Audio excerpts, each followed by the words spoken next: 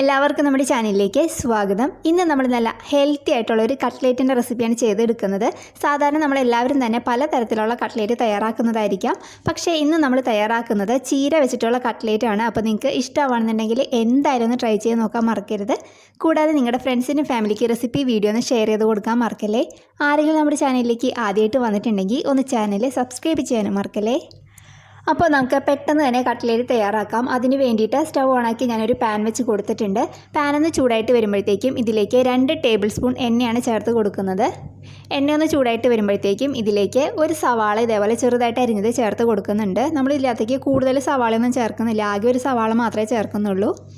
പിന്നെ ഇതിലേക്ക് ഒരു ചെറിയ കഷ്ണം ഇഞ്ചിയും 2 അല്ലി വെളുത്തുള്ളി നന്നായിട്ട് ചതച്ചെടുത്തത് ചേർക്കുന്നുണ്ട്. നിങ്ങളുടെ കയ്യിൽ ജിഞ്ചർ ഗാർലിക് പേസ്റ്റ് ഉണ്ടെങ്കിൽ അത് ചേർത്തോളൂ.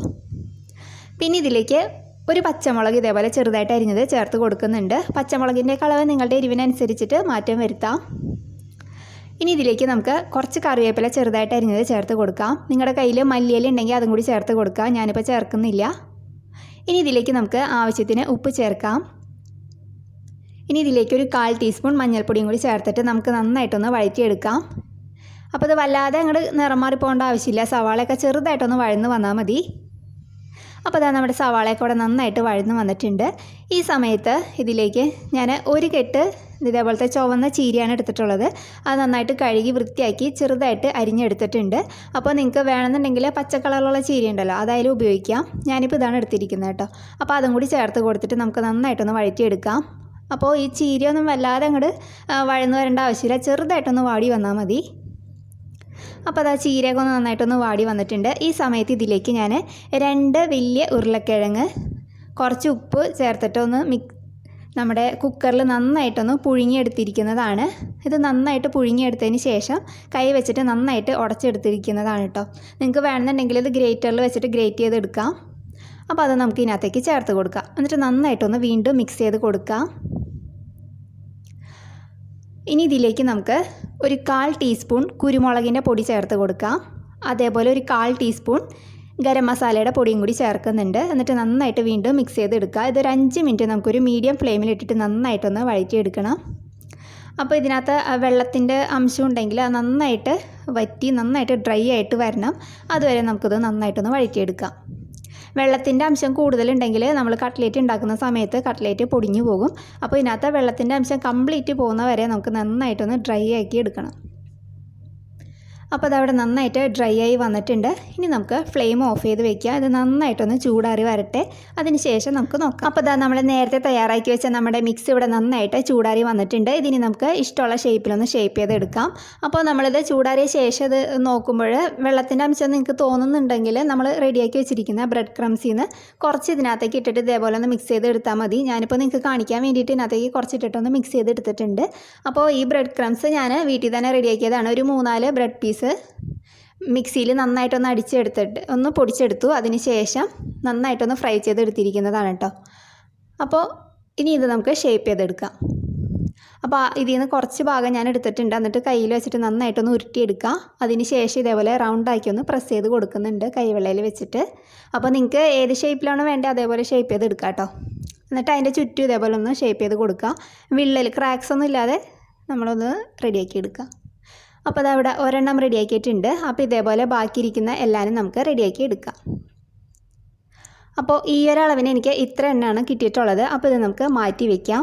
അപ്പോൾ നമ്മൾ കട്ട്ലേറ്റ് എല്ലാം ഷേപ്പ് ചെയ്ത് വെച്ചിട്ടുണ്ട്. ഇനി നമുക്കിതൊന്ന് ഡിപ്പ് ചെയ്തെടുക്കാൻ വേണ്ടിയിട്ട് ഞാനിവിടെ മൈദയുടെ ഒരു ബാറ്ററാണ് റെഡിയാക്കി വെച്ചിരിക്കുന്നത്. ഒരു 3 ടേബിൾ സ്പൂൺ മൈദയിലേക്ക് ഒരു 1/4 കപ്പ് പച്ചവെള്ളം ചേർത്തിട്ട് നന്നായിട്ടൊന്ന് മിക്സ് ചെയ്ത് എടുത്തിരിക്കുന്നതാണ്. ഒട്ടും കട്ടിയില്ലാതെ നല്ല വെള്ളം പോലെ എടുത്തിരിക്കുന്നതാണ്.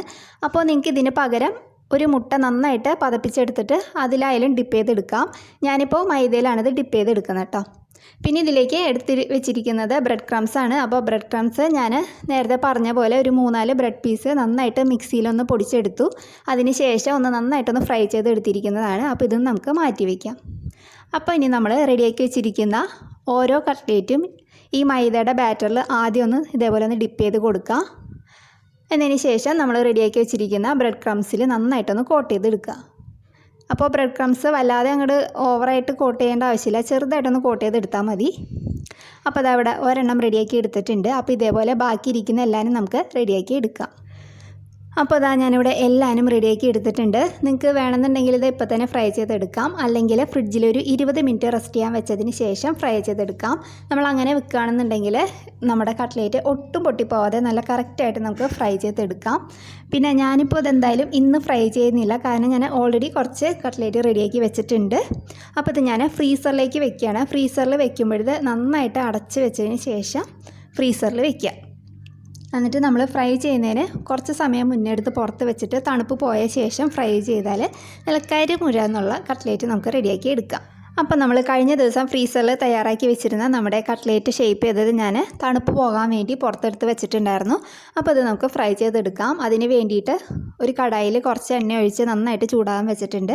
ഇപ്പോൾ ഞാനിത് മീഡിയം ഫ്ലെയിമിലാണ് വെച്ചിരിക്കുന്നത് കേട്ടോ.